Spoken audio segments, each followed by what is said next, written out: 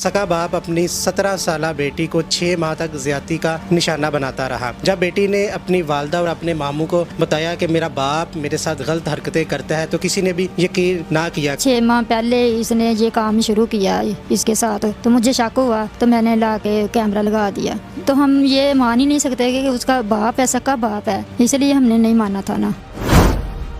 कह रहे थे तुम मुझे प्यारी लगती है, मैंने तुम्हारे किसी के साथ शादी नहीं करनी, तुमने किसी और के साथ भी तो करना है ना, तुम मेरे साथ ही कर लो, तुम्हें क्या तकलीफ है। अगर मैं मना करती थी तो वो बहुत ही ज़्यादा मुझे मारते थे।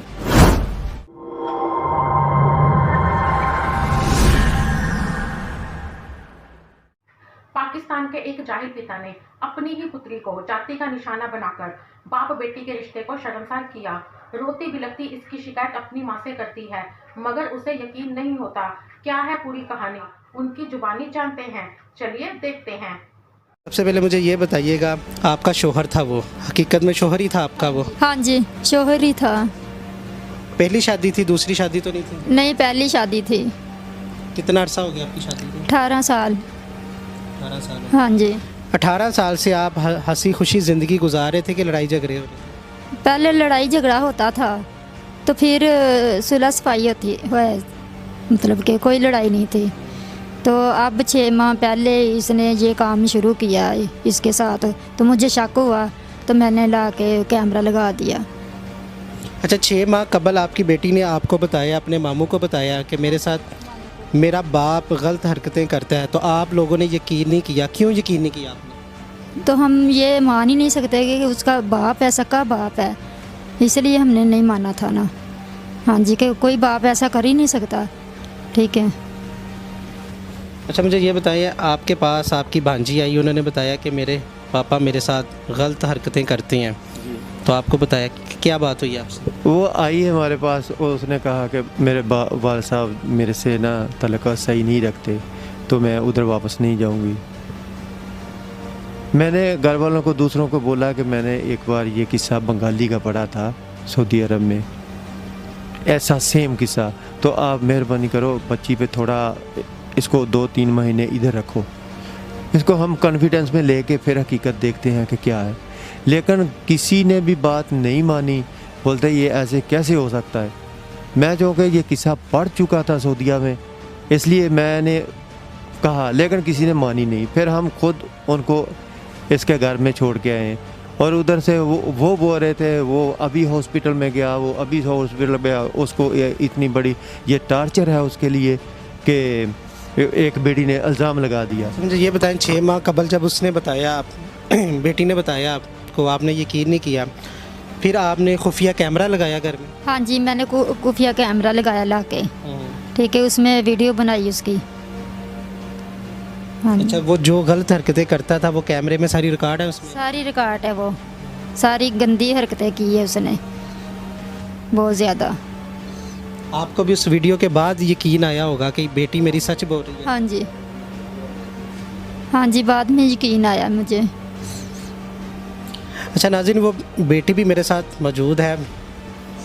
मेरे अल्फाज साथ नहीं दे रहे कि मैं किस तरह उस बेटी से बात करूं कि एक बाप अपनी बेटी को किस तरह ज़्यादती का निशाना बना सकता है। 6 माह तक ज़्यादती का निशाना बनाता रहा। 6 माह कबल बेटी ने अपनी वालदा और अपने मामू को बताया कि मेरा वालिद मेरे साथ इस तरह की गलत हरकतें करता है, लेकिन किसी ने यकीन नहीं किया। यकीन करते भी तो कैसे करते, क्योंकि वो एक बाप था। अच्छा बेटा, मुझे ये बताएं, क्या कहता था आपके वालिद साहब, क्या गुफ्तगू करते थे, क्या वाक़या हुआ? बहुत ही गंदी गुफ्तगू करते थे। मैंने कई दफ़ा उन्हें मना भी किया है कि मैं किसी को बता दूंगी या ये वो। कहते थे मैंने अगर तुमने बताया तो मैं तुम्हारे सामने तुम्हारी बहनों के साथ करना है, कि वो छोटी हैं, तुम्हारी माँ को भी मैंने मार देना, तो तुम फिर कर लो कि तुमने किसी को नहीं बताना है। उसने एक दफ़ा गान मेरी बंदूक ही रखी थी मेरे सर पर कि तुमने किसी को नहीं बताना है, लेकिन उसके बावजूद मैंने इनको बताया कि वो मेरे साथ ऐसा करता, लेकिन उन्होंने मुझ पर यकीन नहीं किया।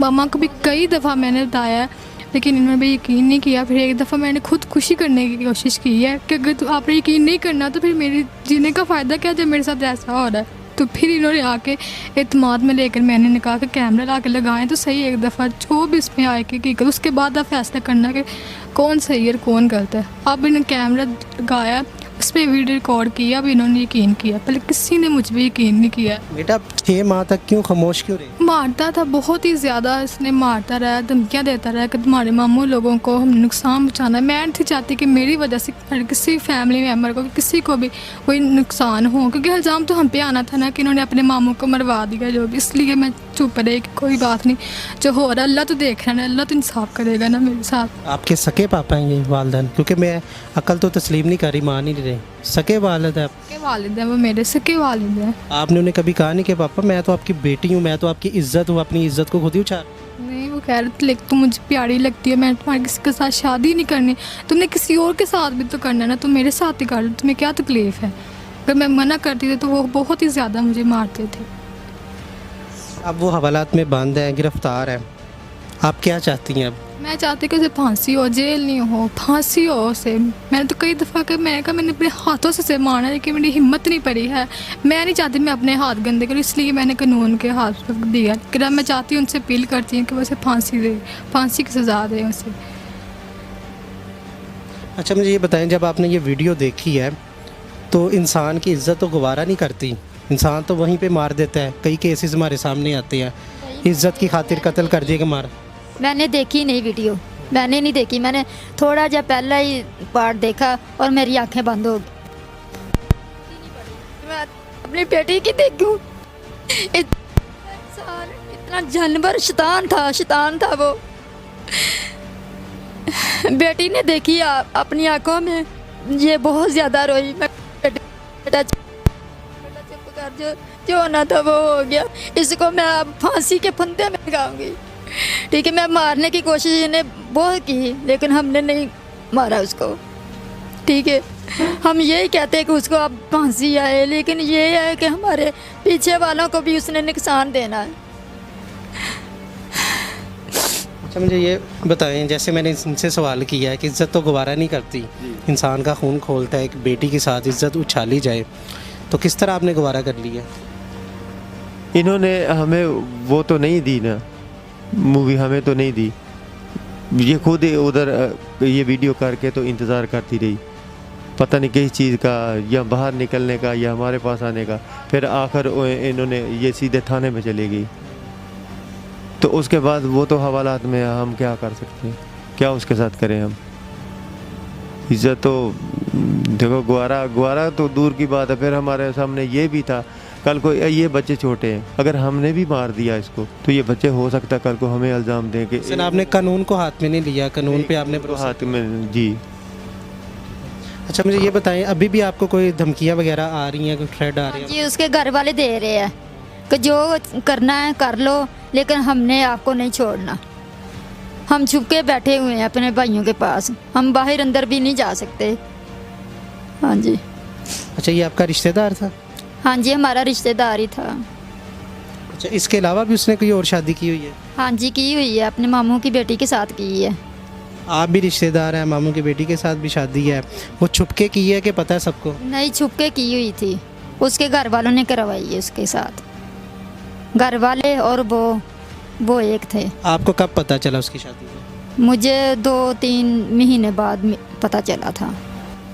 तो घर वालों के साथ, बच्चों के साथ रवैया कैसा था, दूसरे बच्चों के साथ, आपके साथ? बस अक्सर लड़ाई करता था, ज़्यादा लड़ाई, आ जाना घर तो लड़ाई करता था ज़्यादा। बच्चे बेटे को मारता था कि ऐसे करो, आप मेरे पास ना बैठो, उधर बैठो जाके, तुम्हारा क्या काम है इधर बैठने का। मुझे भी मारता था बहुत ज़्यादा, इसको ही अपने पास बिठाता था। बस कहता ये मुझे अच्छी लगती है, इसको मेरे पास रहने दे, आप जाएं, जिधर जाना जाएं आप। आप यही समझते रहे कि एक बाप जैसे बेटी के साथ मोहब्बत करता है, बेटी के साथ प्यार है, लेकिन ये नहीं पता था कि उसको बेटी के साथ प्यार नहीं। जी, अगर जब मैं कभी बैठ भी जाना ना, कहना आप काम क्यों नहीं करती, जाओ आप काम अपना काम करो ना, जाके मेरे पास ना बैठो, हमारे पास ना बैठो, ऐसे कहता था। तो आई होप आपने वीडियो को पूरा देखा होगा। अगर आपको वीडियो के बारे में कुछ कहना है तो हमें कमेंट में बता सकते हैं। चैनल पर पहली बार आए हैं तो चैनल को सब्सक्राइब जरूर करें। वीडियो को लाइक और शेयर करना बिल्कुल भी ना भूलें। मैं मिलूंगी आपसे फिर एक न्यू वीडियो के साथ, तब तक के लिए जय हिंद, जय भारत।